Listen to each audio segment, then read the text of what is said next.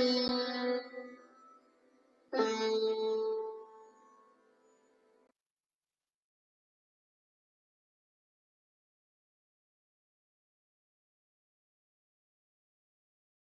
evening. Welcome to Heritage Stories in Performing Arts. I'm Sarita, founder of HSPA. Thank you all for joining us this evening on Itihas Ke Panno Se. I would like to extend my heartfelt thanks for your continuous support through all these episodes, not only from India, but also from out of India. We have received some amazing feedback and encouragement. So thank you all for that. Today is a very special day for us. Today is our 8th episode of Itihas Ke Panno Se. We have completed 8 weeks of bringing to you stories of unsung heroes from all over India. Isn't that amazing? What a journey it has been through Itihas Ke Panno Se. And it would not have been possible without all the storytellers and all you viewers for giving us tremendous support and encouragement every week. Thank you once again for that. Today, our episode 8 takes you, as many of you have guessed rightly, to the city of Bangalore in Karnataka. Bangalore has always been very special to me. Around 10-15 years back, we used to live in Bangalore. And I like to believe that at that time, Bangalore was a calmer place and life was a much calmer place to be in. The roads with trees bending on either side onto the path were wonderful to have walks in the evenings or the mornings. The gardens of Bangalore, where we could just sit on the grass and watch time pass by. Those were the days. The art, the culture, the theater, so many things to do. And Bangalore has had a huge role to play in terms of time that we spend there and the culture, the life on the streets, the gardens. But I never really looked at it from a historical perspective. And today, thanks to Vikram, I'll be able to do that. We have with us on our episode 8, Vikram Sridhar, who will be bringing to you the story of few places in Bangalore, where we will get to see Bangalore through his eyes, through his lens. And what do I tell you about Vikram? Sitting behind temple elephants, nursing wounded puppies, working with various theatre groups, Vikram Sridhar today combines his various interests and work over the years in his storytelling journey. Through folklore, especially folk tales, he's trying to explore our rich heritage of oral literature, which is slowly being lost. He believes in storytelling as a strong medium of conservation from nature to human relationships. And to add to that, Vikram is this box of tremendous knowledge of our heritage and history. And it's our honor to have him here on Itihas Ke Panno Se. Vikram, welcome. Please join us. Thank you, Sarita. Thank you, HSPA. The most beautiful thing in online. Can you hear me and can you see me? Yes, we can hear you, and thank you for being here. And now Thank I you. give the stage to you. Thank you. I'm sure that any part of India you are, that one city that you might have crossed at any point would be the city of Bangalore. And today, in just 15 years, or they say in the last 10 years, Bangalore is the third populated city in India after Bombay and Delhi. 2001 to 11, Bangalore is just doubled. But that's another story for another day. Where do we start? Bangalore, Bangalore, Bangalore, Bangalore, Bangalore, Bangalore, Bangalore, Bangalore, Bangalore, Bangalore, Bangalore, Bangalore, Bangalore, Bangalore, Bangalore, Bangalore, Bangalore. The city of Bangalore, the state of Karnataka, to many of us might remind us of this. Maybe this animal, or maybe the wood that it's made of. But I'm going to take you back about 200 years when Bangalore was a little different. Bangalore was not the hub like the IT sector today, but was just a small place which people used to cross. And today, this place that I'm going to talk about is the largest flower market in Asia, and the first locality in Asia to get electricity. But I'm going to tell you about a person who tried to protect this place. Hazrat Mir Bahadur Shah Al Maruf Syed Pasha Shaheed was a Khiledar, and he was standing in front protecting not just the ruler but also a fort, one of the largest forts of South India. And this fort today, even though there remains just a wall of this fort, was massive. Even the remains today is massive. 1787, we go back, when things were very different, when there was Mysore presidency and there was Madras presidency, and Madras presidency was large. And 1787, the story begins. It was a very smooth year. It was as if nothing had happened because there was two big treaties that were signed between Tipu Sultan, the son of Hyder Ali, and he signed the treaty between the British East India Company and the Marathas. The Treaty of Mangalore in 1784 and the Treaty of Gajendraghad in 1787. And with that, people thought, the Britishers thought things are going to be smooth and this man is going to be silent. But he was not. In few years, Tipu Sultan knew that the Britishers are going to expand. If he doesn't move forward, the East India Company is going to do something large. And with the help of the French, why French? Another story that is. And with the help of the French, he got to know the idea that the Britishers had to enter. So in 1789, Tipu Sultan went down a bit into the southern part of India, into what is today Travancore. And he went into the Travancore, and when he entered Travancore, the British heard the noise. And they said, well, this man is up to something. And that time, the Governor General was Lord Cornwallis. And Lord Cornwallis was a patient man, but he was waiting and waiting and waiting. He thought Tipu Sultan will be a quiet ruler doing salam to the British, but he wasn't.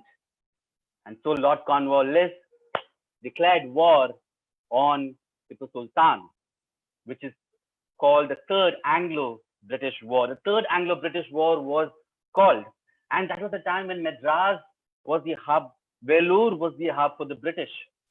And after capturing multiple forts in Tamil Nadu, the British laid the eye on Bangalore because that was the first route to capture Srirangapattinam, which was near Mysore, the head office of Tipu Sultan. And Old Madras Road, if some of you know, the Old Madras Road connects Madras to Bangalore, and it's one straight road which goes, and that's the route that they took. And from Madras presidency into the Mysore presidency came the East Indian Company. And the news slowly was leaking, but then Cornwallis was confident that he is going to be victorious. And the first time they set out in January. A January in Madras is very different to a January in Bangalore, even today. Unpacking their bags, they all set foot, and this was a time for every soldier. You need 3 other people at least, one to take care of the horse, one to take food. So 5 times the soldiers, the cavalry, went along with the British from Madras into the Bangalore. Peta, yes, Peta was the area where people lived, and on the other side, which I shall show you in some time, was the palace or the fort of Tipu Sultan, inside which is what is the Tipu's palace, the summer palace. Because summer in Bangalore, you will never sweat, even today. And 5th of March, the Britishers, led by Cornwallis, reached the market area, the people's area, and the people, all of them were given a little bit of food, a gift from the British to keep quiet. But Bahadur, the Khiledar, got to know that. And so he sieged He cornered the entire fort and he said, let's be aware the British might attack us any time. 5th of March, they were ready, but the Britishers were scared to enter the fort. And so they tried to camp in an open area in front of the fort, which is between the fort and the Peta. Peta today could mean area, just an area or settlement of people and market. There is Peta in Ahmedabad, there's a Peta in Chennai, and many other cities today also have Petas. And the battle was slow and was not fast because the British knew that if they do one wrong calculation, Tipu will take over. And this was a time when Tipu founded what today is called the Mysore rocket. The rocket was something that Tipu had found, and that was a weapon that he was using. 15 days, the British were slowly moving and moving and moving and moving, but the food that they had was diminishing. They didn't have supplies to go on another day. And they only had 1 day left of supply. And people in the camp, the soldiers, were slowly dying of hunger because the locals were not feeding them, were not supporting them. And as the British moved closer, Cornwallis and the British decided what is the dharma of warfare till then in India was broken, which is after 6 p.m. when the sun sets, we will not fight. The night is not the time to show valor and courage, and that is when the British entered the fort of Tipu when Bahadur was sleeping. When Hazrat Mir Bahadur Shah was sleeping, the British entered the fort in full force. But Bahadur didn't relent. He started fighting. He called the soldiers. He woke up everybody, and they lit lamps around. They lit little lamps, and they fought the British day and hour and hour and over the night. But then, when suddenly somebody attacks you, you don't have the power as much as you have when you are ready. And Bahadur fought. Hazrat Bahadur fought and fought and fought and fought. He was 70 years old. 70-year-old Kotwal Bahadur Khan and several others fought for their life to protect the fort and Bangalore from going to the hands of the British. But then the British were too clever for Bahadur. And because they were unaware, and this vindictive act was not something Tipu was aware of, Tipu was defeated. Tipu begged the British to go away, but then Bahadur said, we will fight. And Bahadur lost his life fighting the British that day. March 28, 1791, the British Army captured the fort of Bangalore. And then they brought down many parts of the fort. And the only place that they left over time, which is still remaining, is only a plant which reads of the British taking over. And they use the word breach because a contract was broken, they say. And they say for the breach of Tipu, we took over. A war went on for 15 days in this place. And Bahadur was such a man that the Britishers, when they got back, they wrote books about his valor, how this man fought with his chest, fought with his power when he was 70. And today the battlefield is a public space. The battlefield is a market, the largest market, flower market in Asia. And over time, the British changed, the stories changed, and we got Asia's first area to get electricity was what is today the KR market or Krishna Rajendra market. And from that fort, we go a little forward into the contemporary part of the independence movement of 1900. After Gandhi came into India, time went on. And in 1942, August 1942, Mohandas Karamchand Gandhi declared the Quit India movement. And he declared the Quit India movement. It was popular in cities like Delhi, Bombay, Kolkata, Madras, and everywhere in cities. But a tiny little town, a little away from Bangalore, in a district of Shimoga, today what's called Shivamoga, is this tiny little village called Isuru, declared the first village to be independent in the country. 1942 August, this village of Isuru in Karnataka declared itself independent. And it declared independent and started running a parallel government. And this was not okay with the British. The British of Bangalore said this was not what we want to do, and they were slowly looking at what is happening in Isuru. And there's agitation there, and nobody could enter there. Anybody who entered Isuru were given the Gandhi cap and said, come join the Satyagraha movement, join the Quit India movement. And time was not very much in hand, and August ended and September came, and all the students of Isuru, with their spirit, started fighting. They were active participants in the freedom struggle. And whenever somebody came into the village, they said, join us. Why are you not doing anything? Fight for Swaraj. They were given a cap, Gandhi cap, and they were asked to fight. And in September 28th, a few days from now, yes, September 28, 1942, the Isuru residents refused to pay the land revenue as agriculture that the British had dictated. They declined to pay tax. Remember Lagan, the movie? It happened in every corner of India, and this little town, Isuru, protested. And they said, we will not pay the tax. And this year we had a bad rainfall and there's natural calamity. Why should we even pay? Why don't you understand that we have not made up anything this year, and why are you bothering us? And they started protesting, and people offered a stiff resistance to the British, and everybody from the British, even the Indians in the British army and the British police who entered were not pardoned. And two officers entered. The British said, you two are localized, so why don't you go and talk to these people? Kenchegowda and Channa Krishnaya were sent. They were sent to mitigate between the Isuru residents. 1942, a tiny village.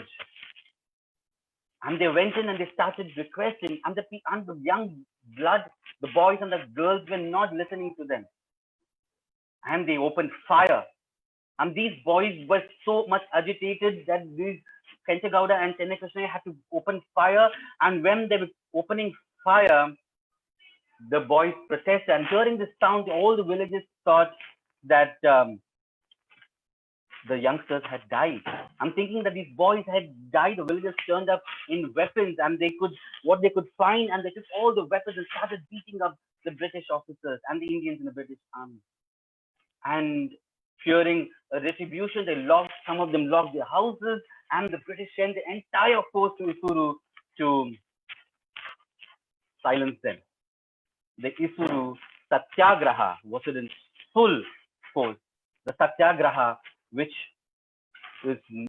doesn't find voice in many parts, but this Satyagraha happened in September 28th. And everybody's houses were looted. The police officer went and looted. The British sent people, they were looting the entire little town. And everybody in the town protested. They climbed trees, they ran away, they shouted, they tried to pour water. In whatever little way they could, they protested against this. And that's how the entire fire went. But then the British were powerful. They had guns. And they arrested as many people, and 10 of them were given death sentence, and they were sentenced to jail in Bangalore. They were sent to a jail in Bangalore because that was the only place in Karnataka which had a gallows, a place to hang people. Yes, Bangalore had one of the few places in cities of India where the British used to hang people, not the Andaman, right in Bangalore. And after 10, they pleaded, and the Mysore Maharaja wrote to the British, and finally they said 5 of them were pardoned, and 5 of them were hanged in Bangalore, in the Bangalore jail in September, and so on, and little after that. Gurappa, Mallappa, Surya Narayana Acharya, Hallappa, and Shankarappa were the five who were hung, and three women were given life imprisonment in this jail. And the jail rules allowed only two people to be hanged in a day, and that too at 6 a.m. Because 6 p.m. to 6 a.m., you see, jails were closed for people to even go out and use the toilet. And this jail was tortuous, and they all were jailed and hung here. And this satyagraha still rings a bell to many people. And in 1947, August 15th, the rest of the people, the rest of those who were jailed, along with the three women and the others who were jailed, were released. And Mohandas Karamchand Gandhi and Subhash Chandra Bose proudly said, if at all you need to get inspired, look at that tiny village near Shimoga in Karnataka, in the Mysore presidency. You will know what Satyagraha is. And today, this jail is no longer there. No one else was hung after 1960s. And during the emergency, Atal Bihari Vajpayee and Advani were jailed here. But after 2000, this jail was given up. And today, it's a park. Like the Lal Bagh and Cubbon Park of Bangalore, it is called the Freedom Park. Freedom. A jail which jailed people who fought for independence. It's now called the Freedom Park. KR Market, the Dargah of Bahadur Shah, and the Freedom Park are spaces in Bangalore which remain to talk about a history when history was not written by us. A battlefield where a large flower market rests today, a jail which is now a public park for children and families. History is far away when you read it in textbooks and newspaper, but heritage is right where we stand at a time today. And if we pause and listen, every place we walk today, every place that we commute today will tell a story filled with blood and emotion. Bangalore, Bangalore, Bangalore, Bangalore, Bangalore, Bangalore, Bangalore, Bangalore, Bangalore, Bangalore, Bangalore, Bangalore, Bangalore, Bangalore, Bangalore, Bangalore, Bangalore.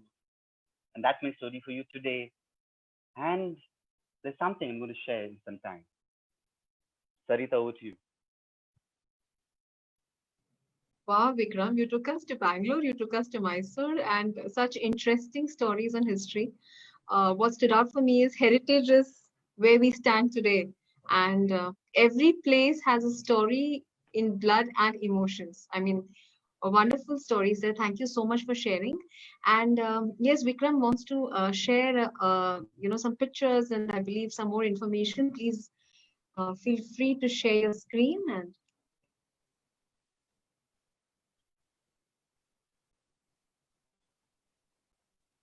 So as you come into the city, this is the remains that the British have left.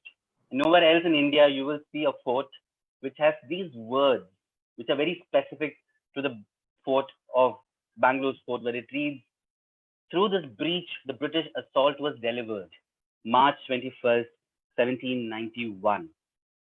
And this is slowly might even fade out in the next few years, but it's being preserved. And this is what remains of the war that time. And this is the Dargah of the Kiledar, the Senadipati of who fought the British. And that's the Dargah that's inside the Dargah. Today people think it's a saint who lies there. Some people think it's a Sufi who sits there. And the longest festival in Bangalore called the Karaga. Karaga is a festival which is celebrated for Draupadi. And this festival crosses the Dargah and it stops to pay respects to this warrior of the times. And this Karaga festival on paper is one of the longest running festivals of Bangalore, which celebrates the water bodies, which celebrates history, myth in many ways. And Draupadi is connected to it. And this is how, if you see the small circle, that was the fort, and this was called the Peta, which was where people lived, and that's where the British, where you see the joint, attacked the fort. And today, that's where the largest market, the flower market, sits, jostled here. And this is the Mysore Kingdom, the Madras Presidency, the site of it in those times. That's the Travancore Empire. And this is Cornwallis who attacked. And this is 105-year-old Kuchirappa who fought the Isuru Satyagraha, and that's a memorial where it was fought in today. And this is where Isuru sits from Bangalore, about 350 kilometers, when it's still a village and little town even today. And that's how, if you go into the Freedom Park, you will see this is where people were jailed and people were, the freedom fighters of 1940s and 1930s were there. And some of them who got hanging sentence were hanged here, right here, the gallows. And this is still there as a memory. And you see the pit that's opened down, you see a memory that's still there. And that's how that jail today is. You can go there, lie down on the grass, and imagine history opening up in its own passage. And that's the Freedom Park as it opens up today. Thank you. That's mine. Thank you, Vikram. Thank you. And I'd like to invite the other storytellers to come in as well. And Bob, Vikram, thank you for taking us through those pictures, because it really, gave us a visual to that place. And when I saw the gallows and the pit, it gave me goosebumps. I can only imagine how it's going to feel when I go there. And I'm definitely going to look at these places with a different perspective. So thank you for bringing that alive here. It's been very nice, yes. So how, you have been to all these places, I believe, yourself, and you want to share something about how you felt when you went to all these places and experienced it.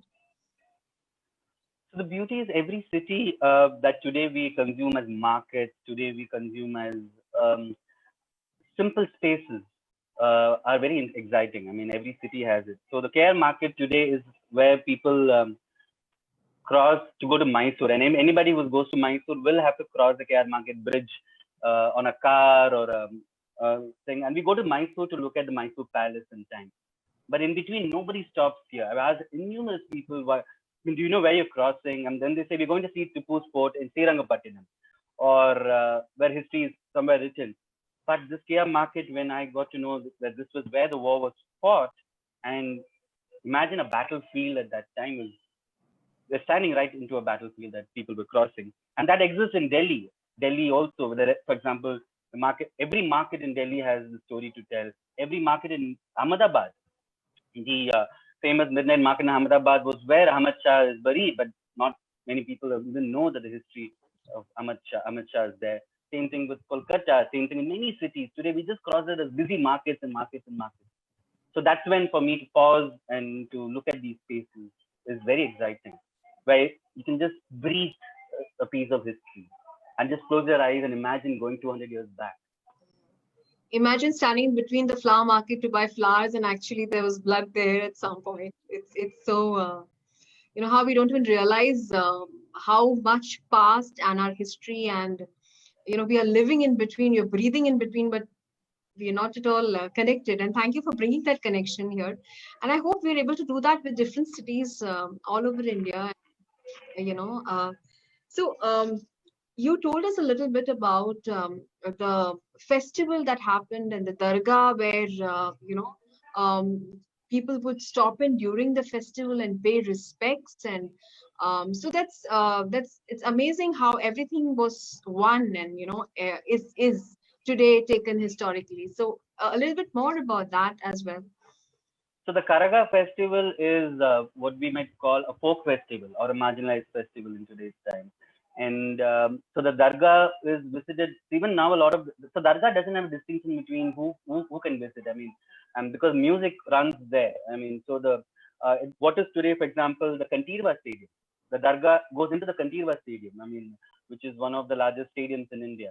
And so the Karaga, which starts and then deified and people worship, and these are festivals where the person who carries the Karaga is deified in that way, and where they become powerful, where the minority becomes the majority, and then gets that entire power to travel and give people the reminisce, and also water bodies, because Kandiva Stadium was water bodies. A lot of, like, the bus stand of Bangalore was a water body at one point of time. And Okay. similarly, every city's today airports were very different many years back.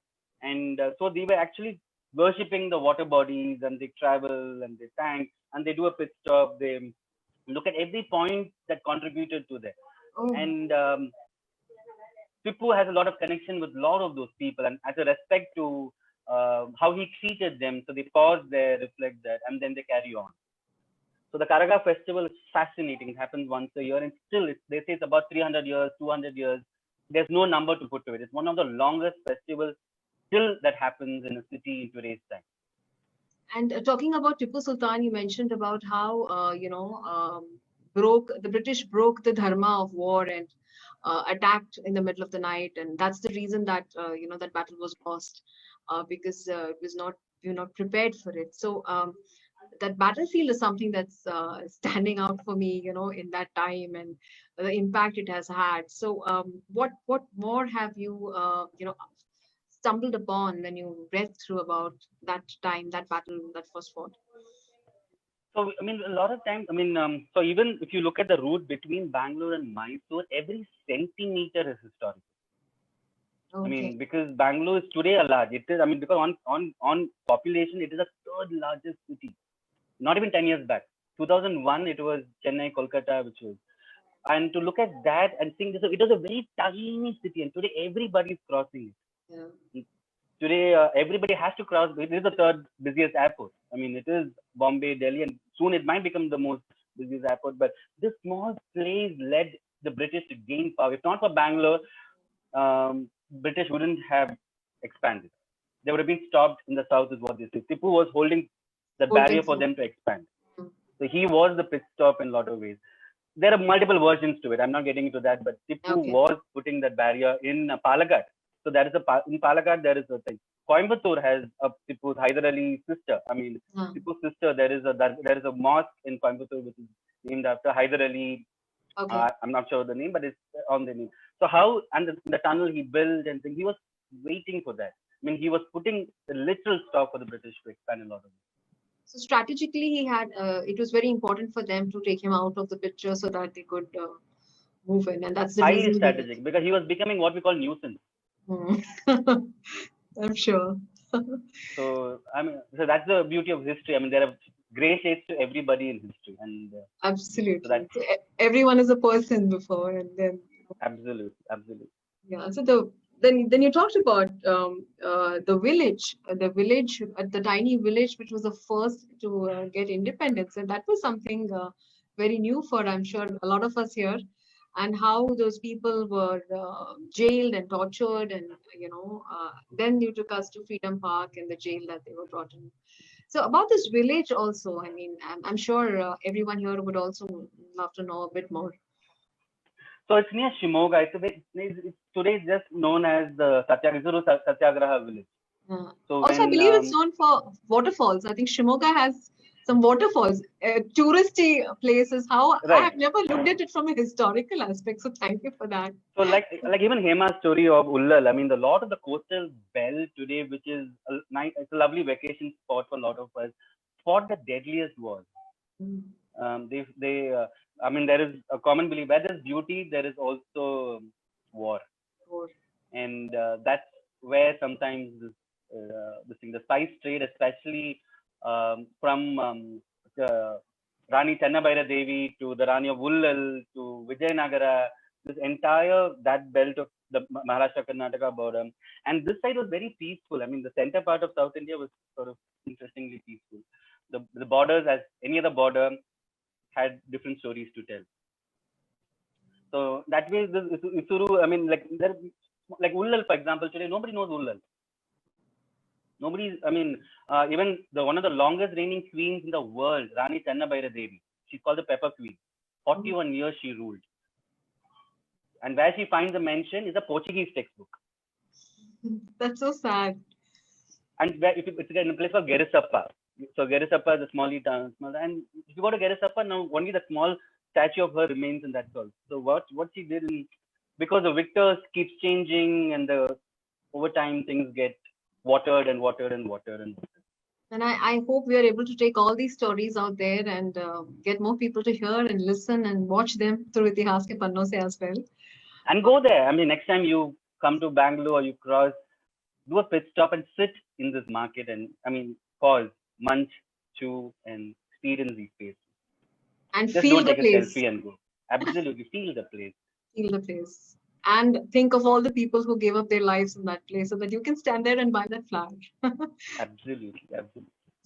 So thank you to the other storytellers who have joined in today. And like I said, we are on our 8th episode. So please, we have all of you all here. Yeah, so thank you all for being part of this and for joining here. Yes, this thing is open for conversation to you all. Anything that you all want to share, talk about, we would love to hear. Vikram, what an amazing story. And I have been to the flower market so many times when I was in Bangalore, and I never knew about the story behind it. Really feel so wonderful that I have stood there, and that is where such a history has happened. And it's amazing. And like you said, there are so many places where we don't know what has happened and we don't even give it a thought.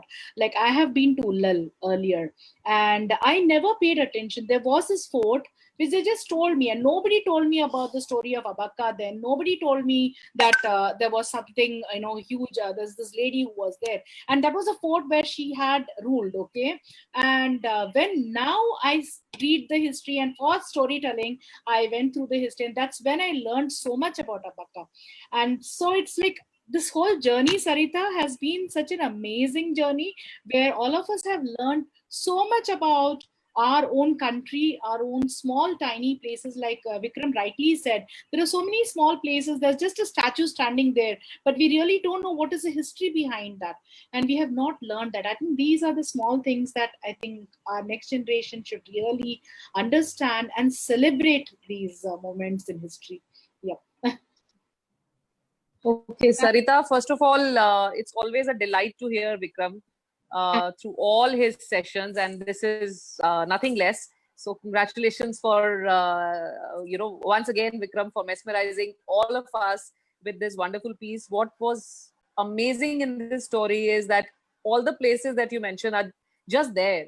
We visit Bangalore like multiple times, wherever in the world we are. It's a metro, so people visit. But now imagine with this completely new perspective of all these 4-5 places that you have mentioned.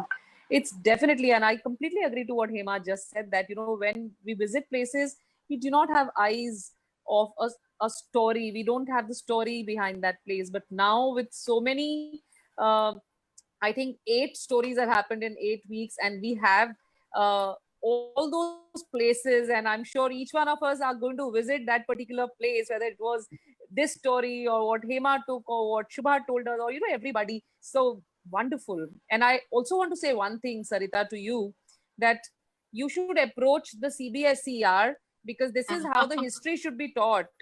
I mean, we are never going to, I'm serious about it, none of us are going to forget about these 8 stories at least. And none of us knew about these 8 stories before 2 months ago. I mean, I knew nothing about Azizun Bai.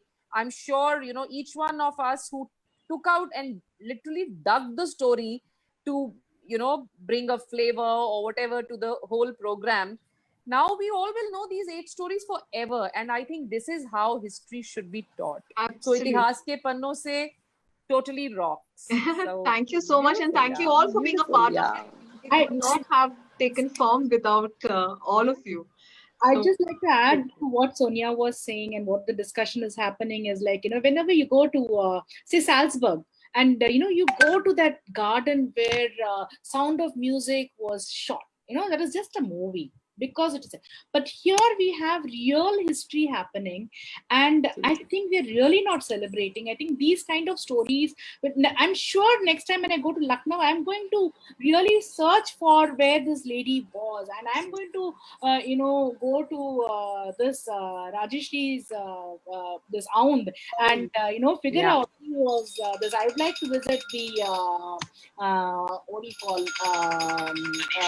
the museum. Sorry about that, the museum. But there are so many places that I'm going to go there. Okay, so that is why. Yeah, that's what I wanted to say. Sorry. No problem. No problem. Yeah. Vikram, I always call myself a true blue Bangalorean.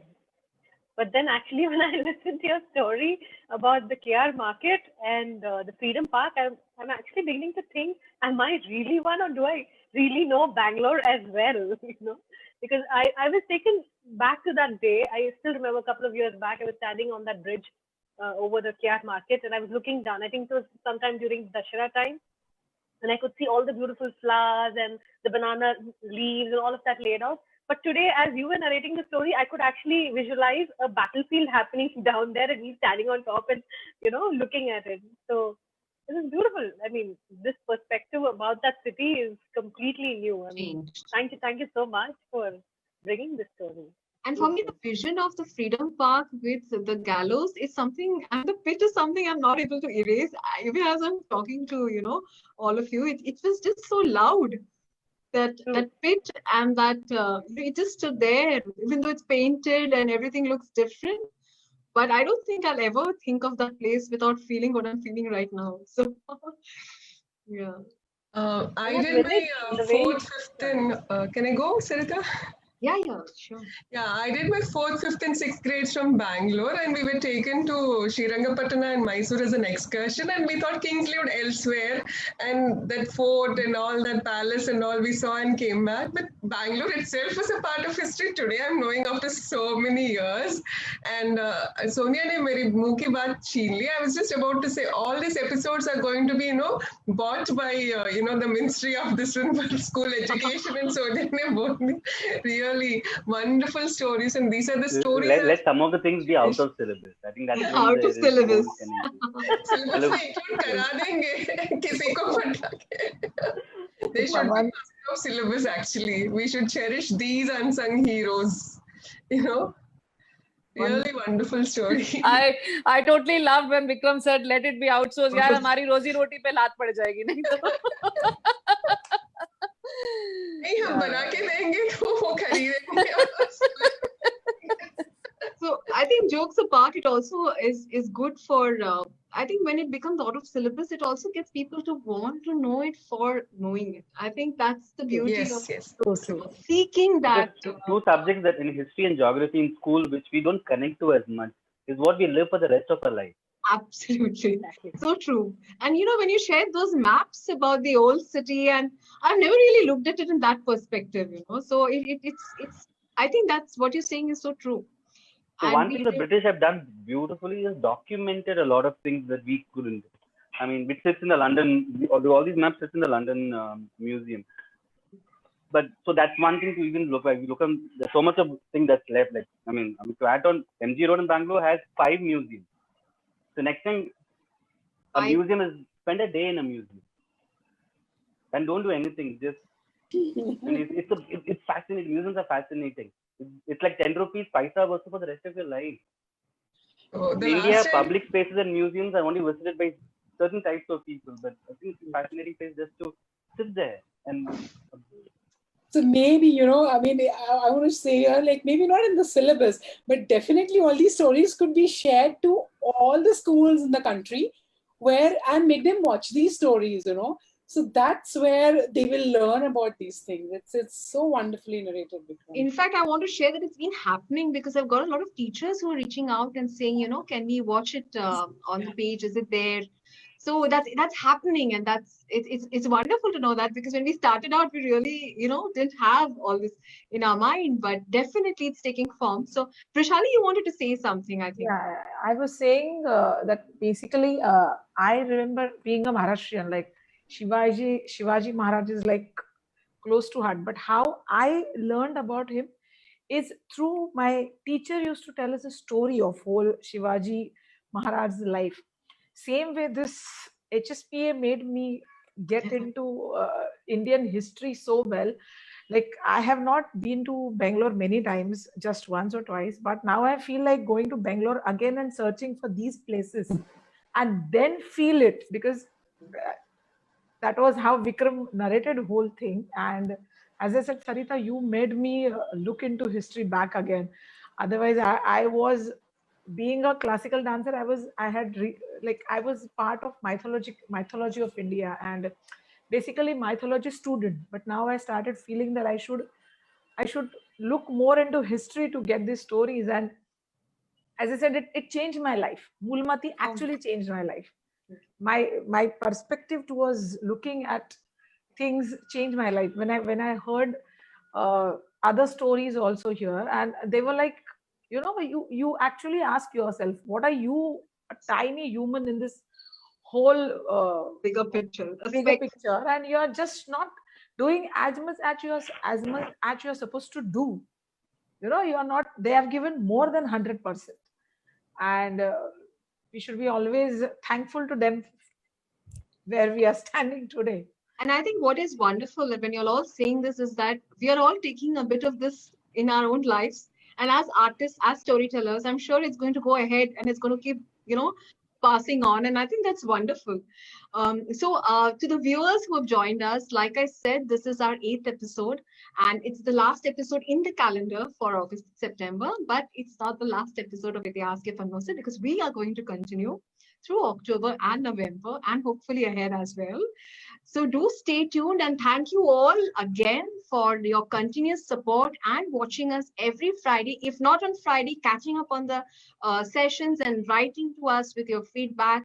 Do keep writing in with what is it that you would like to see. If there's a story that you want to bring to Itihas Ke Panno Se, please feel free to connect on the number that's given on the page. And we look forward to many, many more stories ahead. Also, I want to share that we'll come up with the calendar for October and November soon. On the 2nd of October, Vikram and I are doing something about two leaders on Vikram, you want to share about that a little bit, and then we'll say bye to our viewers. Yeah, two leaders who we know, but we still don't know. Well, that says a lot. So wait to find out, and stay tuned. And thank you once again. And with that, keep watching Itihas Ke Panno Se. I hope you get to see all the episodes on our Facebook page. Do watch the episodes. Let us know how you felt, and we would love to hear from you. And with that, we take your leave. Thank you once again.